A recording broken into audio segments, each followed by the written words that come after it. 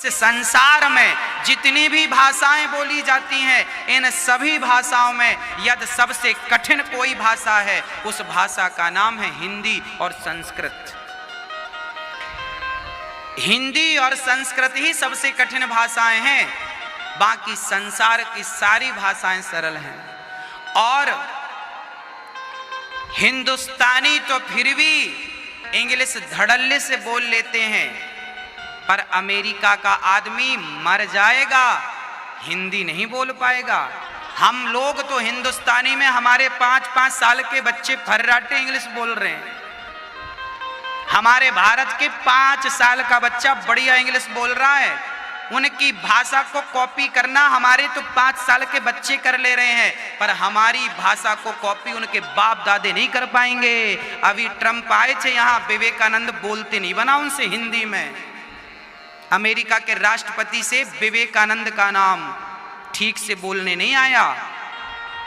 English बोलने वाले हिंदी नहीं बोल सकते, 4 लाइन नहीं बोल सकते ठीक से, और हमारे यहाँ तो बच्चे बोल रहे हैं इंग्लिश। उनकी लैंग्वेज कॉपी करना बड़ी बात नहीं है, हमारे संस्कार कॉपी कर लेना बहुत बड़ी बात है प्रिय भक्तों। इसलिए हम महान थे, आज भी महान है।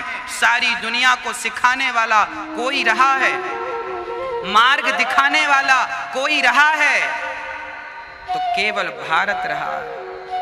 हमें गर्व होना चाहिए कि हम भारतीय हैं, हमें गर्व होना चाहिए कि हम हिंदू हैं। हम उस कल्चर को अपनाते हैं, उस सभ्यता को मानते हैं, उस संस्कृति को फॉलो करते हैं जिस संस्कृति को राम मानते थे, कृष्ण मानते थे, विवेकानंद जी मानते थे। हम उस संस्कृति वाले लोग हैं, हम सनातन धर्मी लोग हैं।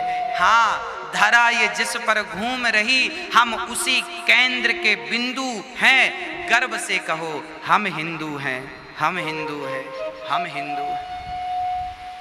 हिंदी है हम वतन है, हिंदोस्ता हमारा। इसलिए हम हिंदी बोल रहे हैं, हमें गर्व है कि हम हिंदुस्तानी हैं और अपनी मातृभाषा का आदर कर रहे हैं, सम्मान कर रहे हैं। आप भी अपनी माँ को, आप भी अपने बच्चों को इंग्लिश पढ़ाइए, अच्छी बात है, पर उसके पहले अपने बच्चों को हिंदी का बोध कराइए। इंग्लिश बहुत गरीब भाषा है। इंग्लिश में चाचा को अंकल, पड़ोसी को अंकल, जो मिल जाए अंकल। हमारे यहाँ ऐसा नहीं है। हमारी हिंदी में हर संबंध के अपने नाम हैं। चाचा है, पिता से छोटा है तो वो हमारा चाचा, काका, हाँ, फिर मामा, फिर फूफा, फिर बुआ, फिर दादी, नानी, कितना कुछ भरा पड़ा रिश्ते। इंग्लिश में कहते हैं माँ को मदर, और हिंदी में हम लोग कहते हैं मैया, माँ, हाँ, माई, माई, मैया। अब आप ही बताओ, मैया ज्यादा अच्छा लगता है या मदर अच्छा लगता है? अरे भाई, हमें अपनी भाषा पर, अपने देश पर गौरव होना चाहिए। अभी कोरोना काल में जितने लोग भारत के बाहर थे, आखिर शरण आपको भारत में ही लेनी पड़ी कि नहीं? भाग भाग के आना पड़ा भारत में कि नहीं? इसलिए कहता हूं, अपने देश के लिए करो, अपने देश के लिए जियो और अपने देश के लिए मरो।